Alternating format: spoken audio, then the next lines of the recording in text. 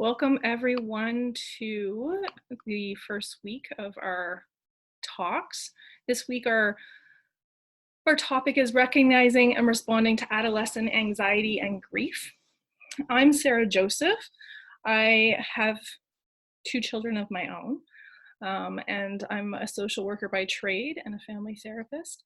And I have been working with the Sunshine Coast School District for the past 5 years, teaching positive discipline classes to parents, teachers, EAs, and counselors and principals. So, welcome.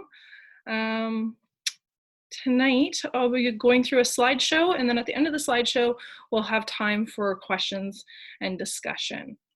If you have any questions throughout the slideshow, please feel free to type them into the chat box.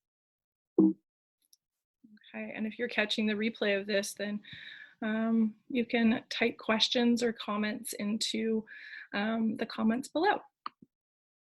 So I wanted to start off by talking about our window of tolerance. At this time, because of COVID-19, we're seeing a lot of the window of tolerance is shrinking. So first, let's talk about what our window of tolerance is. It's basically just our zone for optimum functioning. Okay, so this is the space where we're able to cope with stress.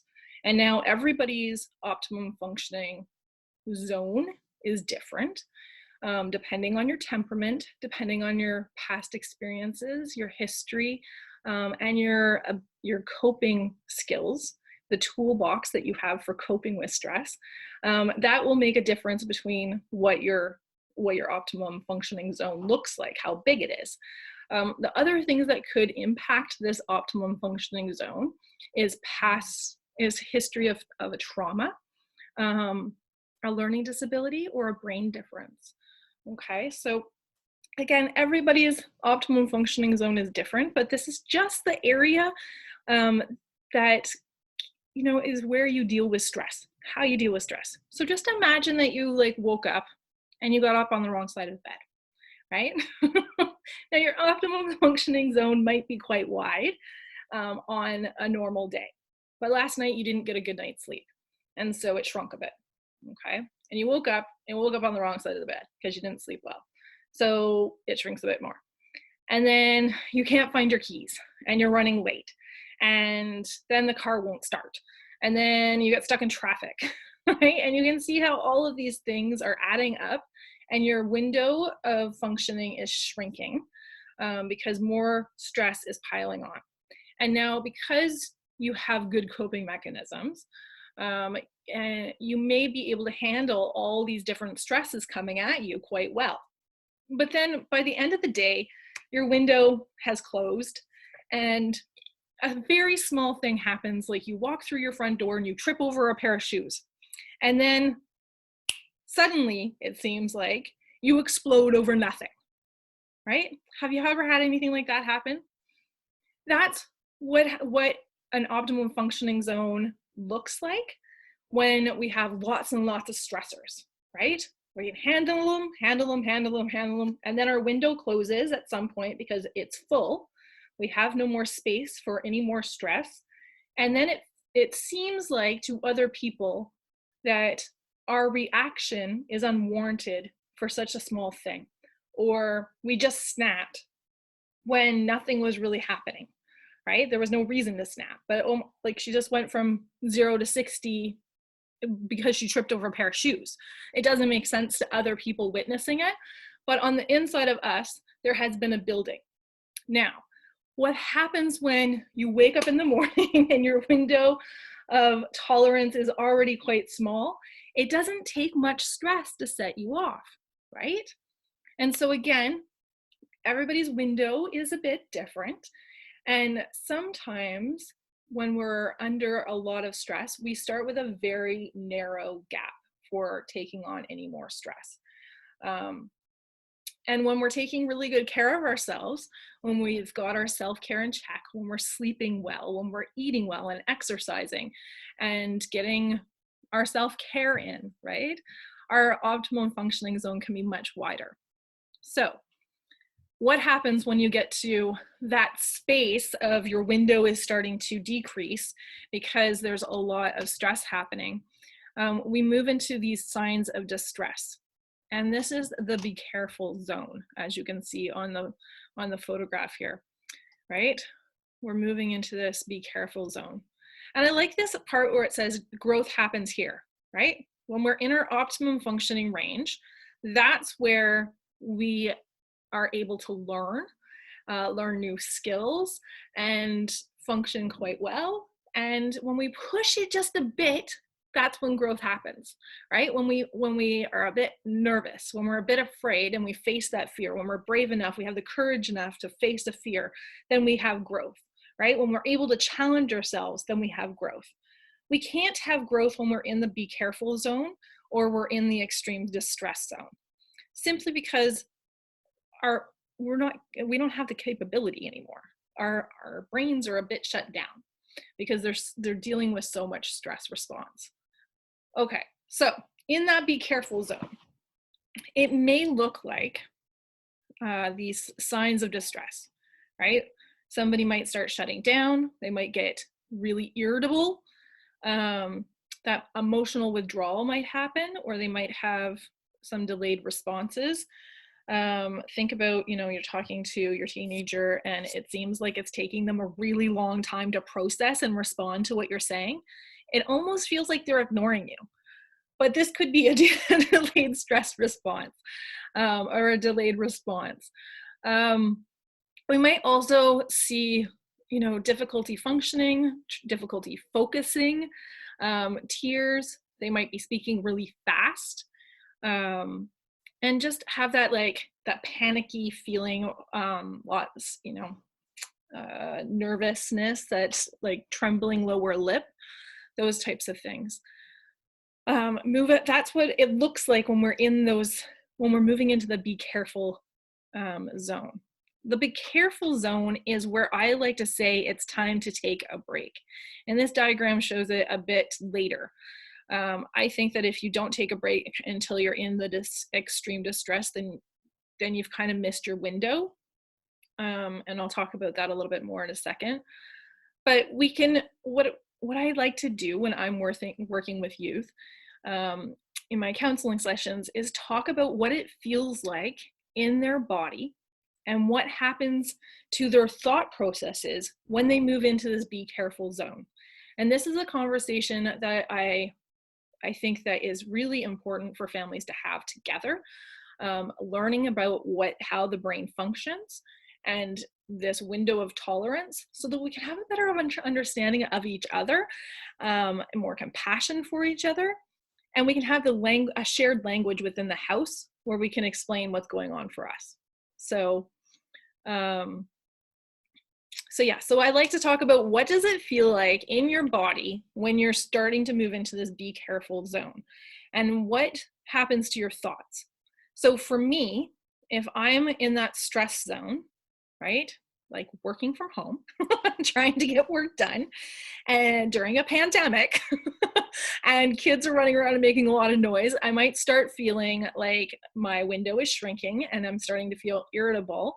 And then my brain, my self-talk changes.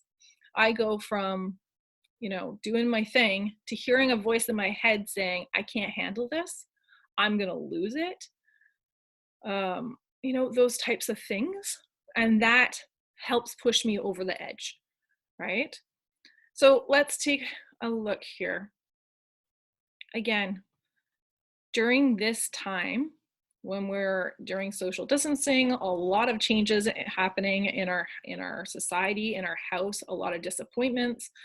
It's normal for everybody to have a smaller window of tolerance, right? These are stressful times, and not just stressful for our kids, but stressful for us. And kids pick up on parent stress. So if you're at home and you're trying to work from home or go to work, it's stressful.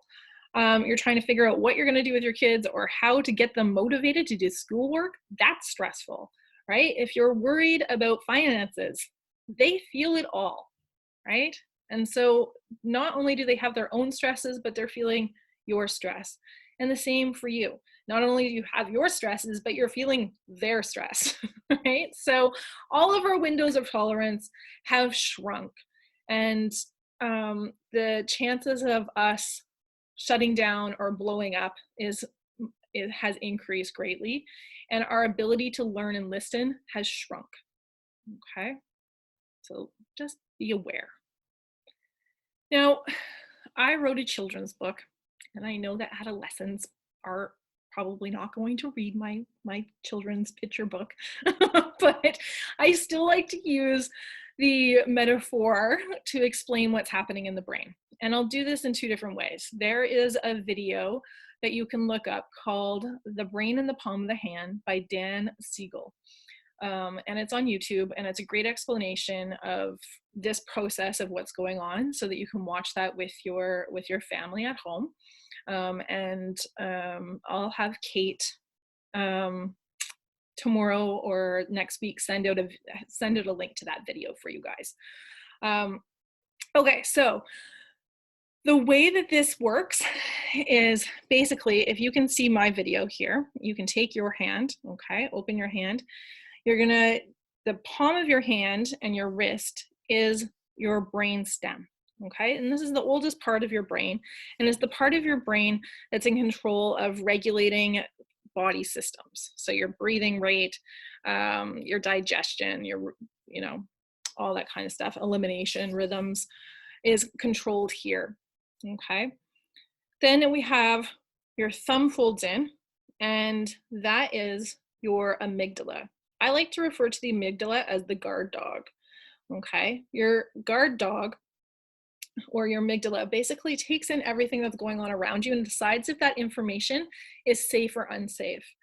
Now, it takes in all the sights, sounds, smells, right? And it is the seat of our emotional brain. So it's part of our limbic system. And it is going to take in the information and decide if it's safe or not. If it decides it's safe, it will allow that information to go up to the higher parts of the brain, where we have the hippocampus. And the hippocampus, I call it the elephant. And the hippocampus is the part of the brain that helps us learn, remember, and recall. So really important for school. And then we have the prefrontal cortex, which is up here on your nails, okay? And so if you look at your head like this, you've just made a replica of your brain, right? That's how we face. That's my forehead. Okay, so you have the prefrontal cortex, which I call the wise old owl. And the wise old owl's job is to help us solve problems, to make plans, to help us with our impulse control. It's also part that helps us with reasoning and logic and language, okay? So now our guard dog, when it believes the information coming in is safe, will let that information come up to the higher parts of our brains, that hippocampus and the prefrontal cortex, for coding, connections, learning, banking, all that kind of stuff, okay? Now, if the guard dog decides it's not safe, then what happens is the guard dog sets off that fight, flight, or freeze response. And when that happens, our prefrontal cortex and hippocampus go offline.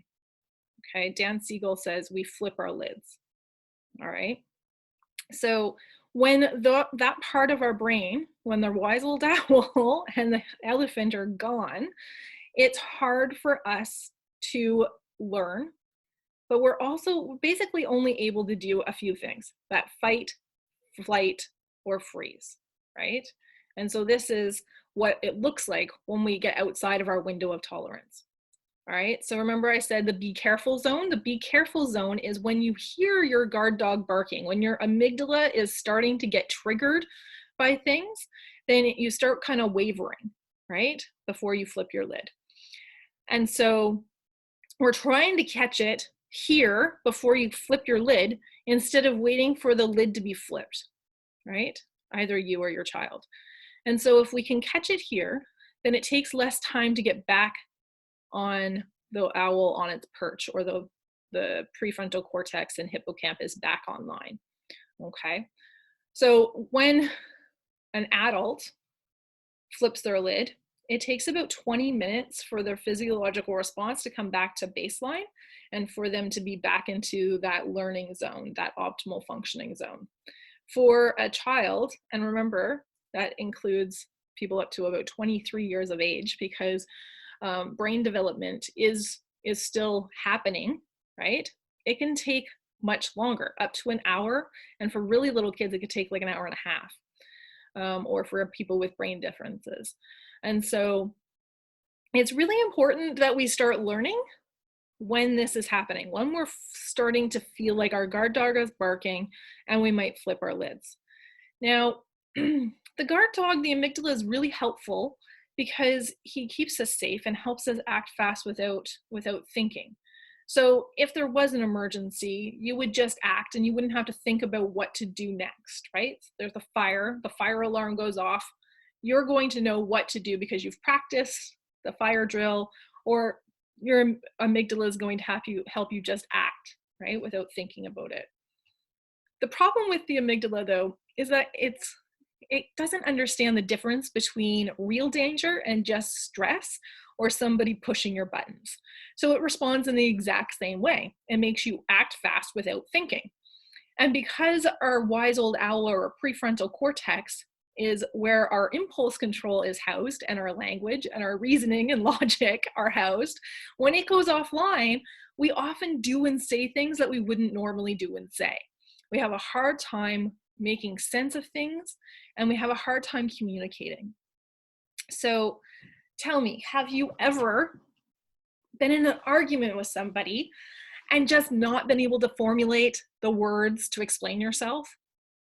That's because you were in this state and you didn't have access, as much access as you normally would, to your prefrontal cortex. Okay? So it's really important that we understand this and we can see when our kids are in that flipped lid state. When they're in that state, you cannot reason with them. You cannot correct behavior. And it is not a time to lecture or punish. It's really the only thing that we can do at that point is try to help them get their wise old owl back on the perch, try to get their lid back on tight, okay? So let's take a look at what we can do. So let's go over this first. So what teens might be feeling right now, right? And we might see different behaviors depending on what our teen is experiencing. So, you know, with the iceberg, if you think about an iceberg in real life, floating in the ocean, what we see is just the tip of the iceberg, right? And when we think of the behaviors as the tip of the iceberg, what we might be seeing is excessive screen time, complaining a lot, maybe some defiance or disrespect, right? Some swearing or refusing to do things, fighting, or even trying to leave the house. And then what we're not seeing is what they're actually experiencing emotionally underneath the surface. So they might be bored or worrying. There might be a lot of fear or confusion going on for them. They might lack the coping skills, right? They might feel disconnected or powerless. They might be worrying about their social status, and they might feel dysregulated emotionally. So again, this is dysregulated. This is dysregulated. When you flipped your lid or you're on that verge of flipping your lid, you are in a dysregulated state, or your child is, okay? So rather than focusing on the behavior, what I want to suggest is that we start thinking about what the experience is so that we can focus on helping with the experience. Start with naming the feelings and talking about the feelings behind the experience so that we can help our children feel better. And then you'll see that a lot of the behaviors change. Often when we're dealing with challenging behavior, our tendency as parents is to try to stop the challenging behavior, right? And what that often does is it's like cutting off the top of the iceberg. If we're talking about scientific fact, when you top off the top of an iceberg, what happens is more iceberg floats to the surface. So we don't actually get rid of all of the challenging behaviors. We cut off just one challenging behavior, and more challenging behaviors rise to the surface. When we deal with the underneath of the iceberg, the things, the feelings, the experiences that are driving the behavior, then we're able to stop the behavior in a more effective way. Okay. So I just want to say that fear is a healthy emotion, and it arises as a result of a threat assessment. So again, the amygdala is recognizing that something doesn't feel good.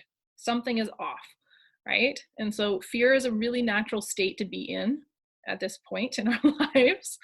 And stress is also the body's normal reaction to a threat. Okay, and then anxiety is an emotional state caused by that stress. And when the feeling of being threatened stays beyond the threat, or it becomes problematic emotionally, when we're responding in a disproportionate way to the trigger. Does that make sense? So right now, the pandemic is happening and social distancing happening. And so there's going to be fear, and there's going to be stress, and there's going to be anxiety around going back to school, going out, losing out on school happening, maybe slipping in grades or falling back in social status. All those things can cause anxiety. However, anxiety is a response that's a lot bigger than just feeling nervous or worried, right? So real anxiety begins to eat away at us, or we can't sleep properly. And let's look.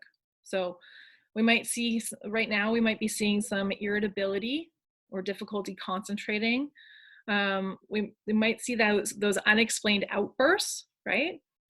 And it might start becoming a problem when we start seeing things like avoiding social interactions with our normal friends, or avoiding extracurricular activities that you can still do. My daughter is still doing dance online, so there might be some more extracurricular activities that people can still be doing. And when your kids are avoiding those, then we might be wanting to look at this as a problem, an anxiety response. Complaining about headaches, stomach pain, digestive issues, major changes in eating habits, like eating way more food or not eating enough, not having an appetite, having nightmares or difficulty sleeping. Those are all signs that our kids might be anxious, right? And so now I'm not talking about like these can lead to needing to get help for anxiety in the future.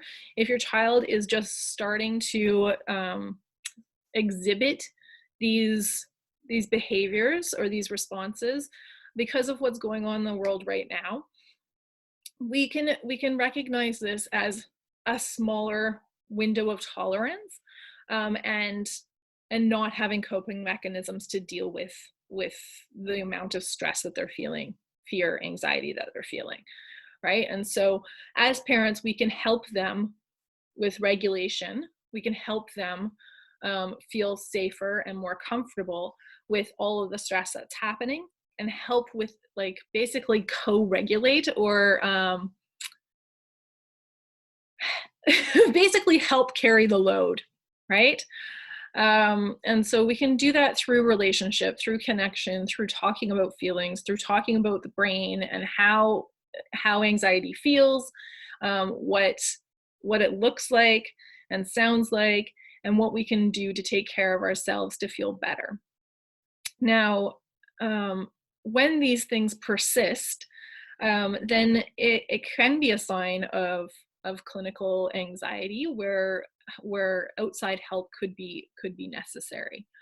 And so again, this is, I don't know your children. You know your children best, right? So if this is something new that you're seeing, then let's look at these behaviors as being caused by an experience, right? And that may make us a little more compassionate, and give room for these outbursts to happen, these behaviors to happen, and not feel like we need to punish them or eradicate them simply because they're happening right now, right? Or because they don't feel good for us. We're worried to see these behaviors coming up in our children, right? Um, And if this is something that has been happening for a while and it's increasing, then that's when I would say it's time to pull somebody else in. And that's when you can look at child and youth mental health, reach out to a private counselor, reach out to a school counselor, the school district. There's lots of good resources on the school district website that can be helpful as well. Okay. The other thing that is happening right now is a lot of grief. A lot of people are grieving, and they're grieving because we are missing out on things that we love. We're missing out on seeing our friends on a regular basis, on going to school, on graduation ceremonies, on sporting events and plans that we had, right? And so grief may be maybe you might be seeing this happen in your children through their behavior. You might be recognizing that they're more irritable, or they're having those unexplained outbursts.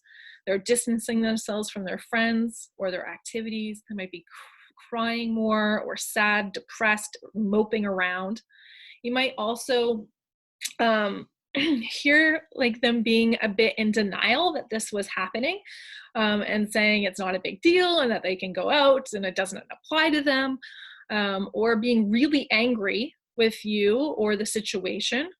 They might be trying to bargain with you about being able to leave the house, or they might have a what's the point attitude, right? Like, why bother? Why am I even doing this schoolwork when I'm not, school's not even in session. I'm not even going to get my grades this year, or I'm not going to graduate, or whatever it is, right?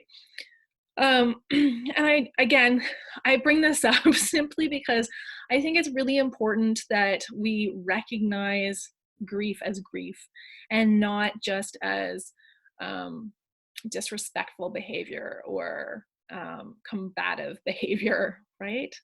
That we recognize where we're all at right now, and including our children. I feel that, often as parents, we have bad days. We all do. And sometimes as parents, we have a tough time, and then, when our children are having a tough time, we get triggered by that and we try to shut it down. We don't give them the space that they need to process, right? To have their bad day, and to just be okay with having a bad day, to be cranky. And I know this happens more as adolescents than as younger kids, but I think it's part of the process, right? Our kids, they don't have as much history or experience or coping skills as we do, but we expect them to behave in a way that would exhibit that they have more experience or coping skills than us. So I wanted to bring this to your attention so that we can be more understanding.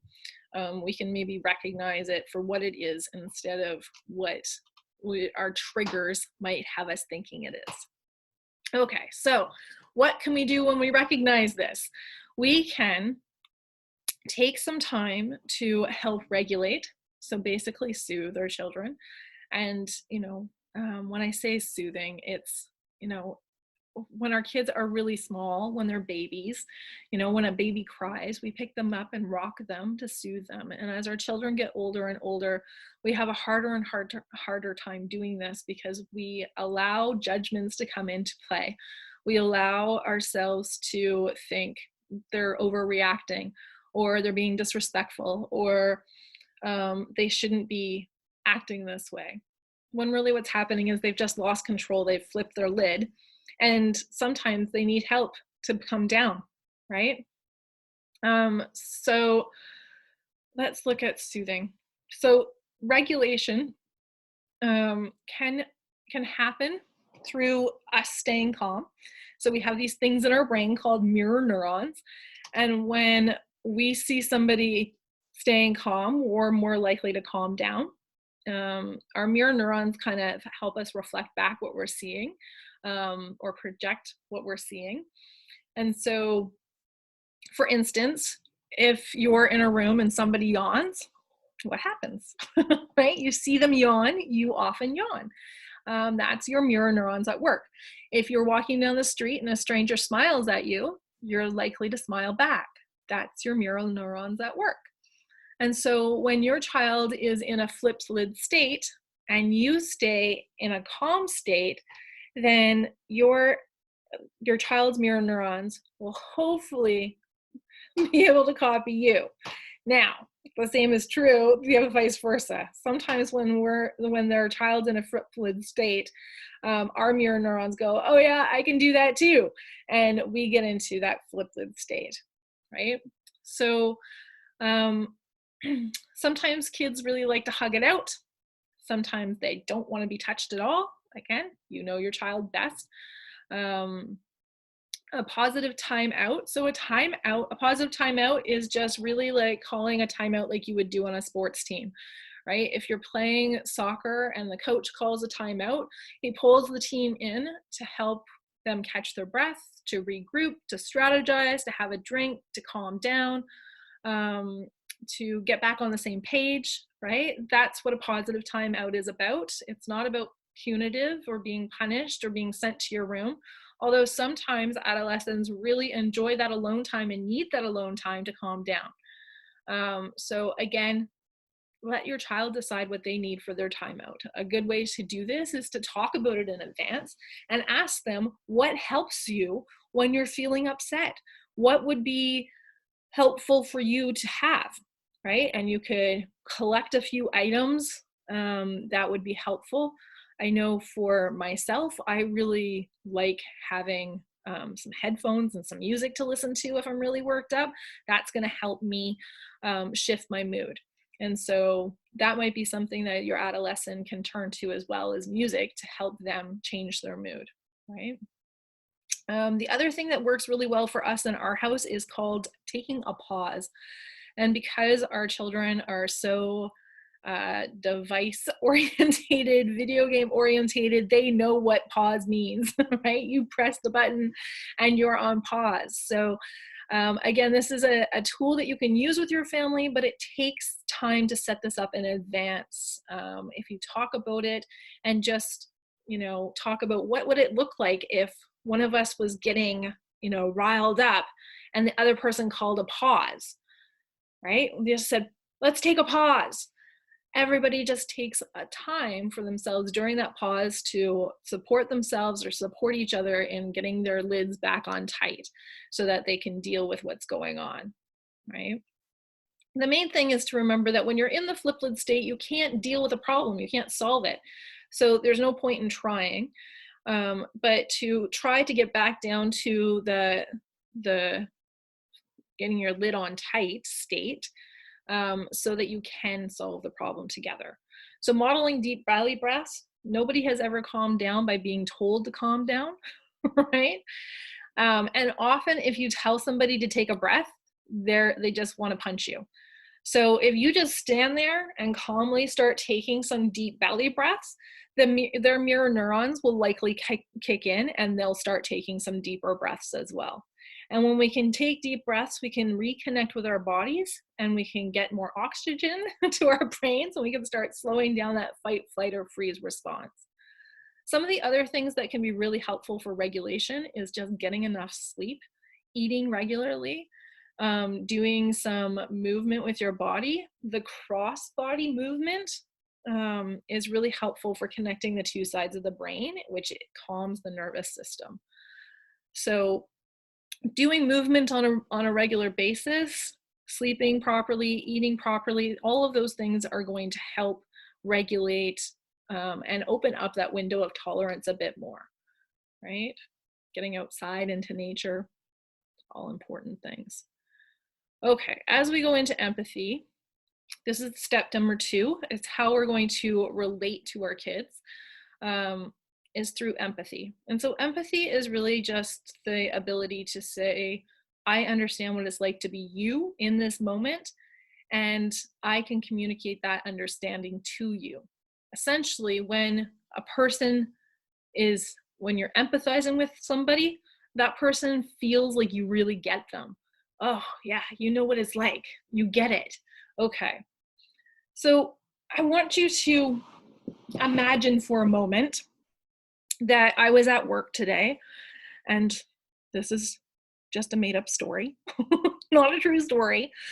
But just pretend that I was at work today and I was in a staff meeting and my boss ripped me a new one in front of all my coworkers. Totally chewed into me and told me that the report that I handed in sucked and that a 2-year-old could have written a better report. Really like humiliated me in front of the staff. And now it was at the end of the day and I'm driving home, and on my way home, I'm like getting really riled up about it and really upset about it. I might have cried. And when I come in the door, I'm like visibly upset, shaking, crying. And I go to my partner and I say to him, oh my gosh, you wouldn't believe what happened today. Jane really like went into me in front of everyone, humiliated me, told me my report sucked that I worked so hard on, and said that a 2-year-old could have written it better. And my partner looks at me and says, don't worry about it. Nobody will remember tomorrow, and walks away. How do you think I would respond to that? Is that going to calm me down if I'm in that almost flipped lid state or flipped lid state? Am I going to start coming down from that? Or is it going to escalate me more? It's probably going to escalate me, right? Because he didn't validate what I was feeling. He didn't get it. He didn't seem interested. And so I need to show him that this is important to me. So I'm going to take it up a few notches, right? But what if he had turned to me and said, oh gosh, Sarah, that sounds terrible. Come give me a hug, right? Now that probably would have brought me down a little bit, right? I might not have been fully back, but I'll be calm enough to be able to talk about it now. Because he gets me. He sees that it hurt and it felt awful, and he's there to talk it through with, right? So now let's turn this situation around a little bit. And let's say that your adolescent comes home or comes out of their room right now and like, I don't know, throws their their basketball across the room and stomps and says, stupid James won't text me back. I was really upset about that. And you look at them and you're like, stop throwing things. Is that going to escalate them or bring them down? Right? You didn't validate what they were feeling. You ignored the fact that they said that James won't text them back and skipped over it, right? And went to stop throwing things. So they're probably going to have to increase their behavior a bit, right? So you might get a snide remark back. They might swear at you. They might go pick up their ball and storm off, right? Because you didn't understand how important that text was to them in that moment. And so they need to increase their behavior a bit to show you that they're really serious. Now, had you maybe empathized with them and said something like, oh gosh, that sounds frustrating, then maybe you would have opened up the conversation to find out more about what's going on for them. So when we empathize with somebody, it's really important that we're authentic, first of all, and that we reflect back a little bit of what they're feeling. So Brene Brown says it's important that we connect with the feeling behind the experience, right? And so when we do this, it's important that we kind of connect in ourselves with that place where we've felt like that before, so that we can respond with our body language, our facial expressions, and our tone of voice in a way that demonstrate that we really get that feeling. So for instance, if your son came in and was frustrated by James not texting him back, and you were like trying to empathize, but you said, "So James isn't texting you back at all?" Because my tone of voice was high and my facial expression looked happy, then I wouldn't be communicating empathy in a way that he could understand it. What we need is to be able to connect what we're saying with how we look and sound. So you could look at them and say something like, "Wow, that sounds really frustrating." Right? So your face and your voice sounds frustrated. Your body language takes on that stance as well. And that way, because we communicate a lot with non-verbal communication, it's important that it all matches, right? And because that part of the brain that understands language is probably going offline, it's important that our body language and our facial expression and tone of voice matches the words that we're saying. That is more important than the words that we're saying. Okay, so when we empathize with the feeling behind the experience, this is a right brain activity. So we're connecting with the emotional part of the brain. And then when we can extend it out to help our child tell their story, we're connecting the left side of the brain. And what that does is it connects the two sides of the brain and brings balance to the nervous system. So what we're looking to do is this little formula where you can basically convey your empathy to another person just through connecting with the feeling behind the experience. So you could use a statement that says, "You seem frustrated, you look angry, you sound sad, you are happy." You can empathize with positive feelings too, not just negative ones. And then what we want to do is pull it out a little bit further, right? So you might start with a, "Whoo, you sound angry." And then you could go into the, "You're feeling angry because James won't text you back and you really wish he'd stop ignoring you," right? So you're explaining it. Now, sometimes when I'm doing classes with parents or teachers and we're talking about this "you wish" part, I get a little pushback or questions around the "you wish." People are concerned that when we state a wish, that we might actually make the child more upset because it will remind them about what they're not getting, or that we might have to fix the problem by giving them what they don't have. The truth is, it just communicates even a deeper understanding of what's going on for them, so they feel more like you understand them at a deeper level. Yeah. The other question I get a lot with this is, what if I don't know what they're feeling? And my answer is guess. If you can guess, they will correct you if you get it wrong.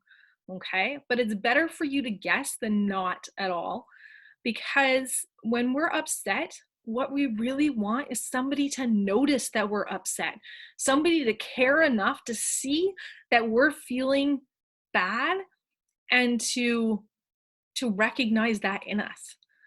So if you can say something like, "Wow, you sound really disappointed," and they go, "I'm not disappointed, I'm freaking angry." That's okay. They've just told you how they're feeling, and they see that you care enough to try to figure it out. Okay. All right. So step number 3, after we've regulated, so we've got them from the flipped lid state back to the lid on tight state, and we've related through empathy, our third step would be to reason with them. And we can reason because now the brain is back on tight and the prefrontal cortex, the part that's needed for reasoning, is there. And because we've empathized with them and connected through empathy, they will feel more willing to talk to us about problem solving and to share with us what's going on for them. So the third step would be reasoning, and that would be problem solving. Or you could, if you needed to correct behavior at this point, then you could give examples of behavior that would be acceptable. We have a tendency as parents to tell kids what not to do instead of what to do. And this is a problem because when they don't know what to do, and we keep on giving them trouble for what they're doing and telling them what not to do, what happens is they keep on having to figure it out on their own and come up with more behaviors that are not okay. So if we would like them to behave in a certain way or speak in a certain way, then we need to provide that information to them. So this might look like telling them that it's okay to be upset, but it's not okay to slam your door. If you need time to yourself in your room, you can go to your room, but please close your door gently, right? So again, you're telling them what's not okay, but then you're giving them what is okay. And the reason we have to give the what is okay is because our brains actually don't work in the negative. So the way our brains work is through pictures, images. And so when you tell your child not to slam their door, the first thing that pops into their mind is a picture of them slamming their door.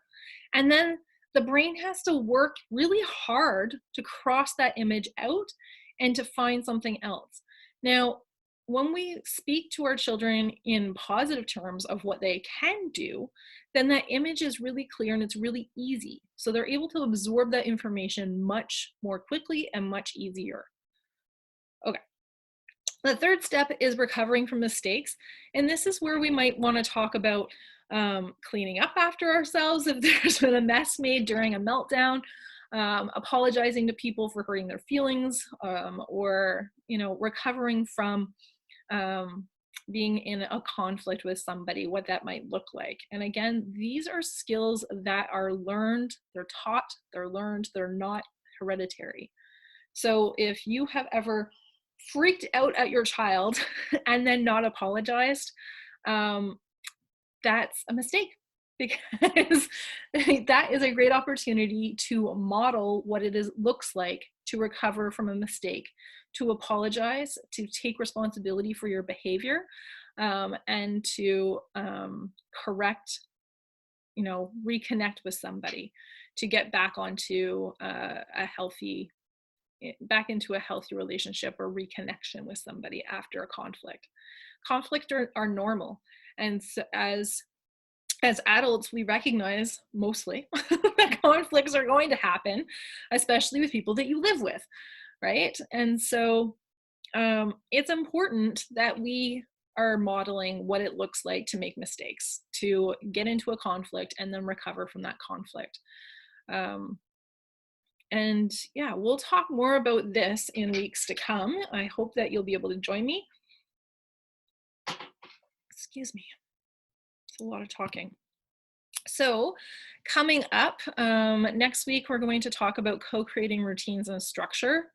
And the routines and structures really help with those feelings of anxiety and grief. And so I wanted to do a whole talk on just how can we work with our adolescents to co-create some routines and structures in our days if we're going to be home together, or if they're home alone, so that they can feel good, feel better, feel safer, not feel, and that window of tolerance can start opening up again.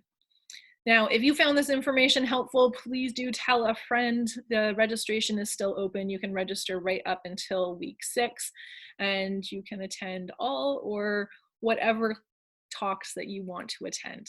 Okay, so thank you for joining me. I'm just going to turn off the recording there and stop sharing my screen. And if you have any questions, or if you'd like to talk about anything, have a discussion around any of the ideas that came up tonight, now is the time to do it.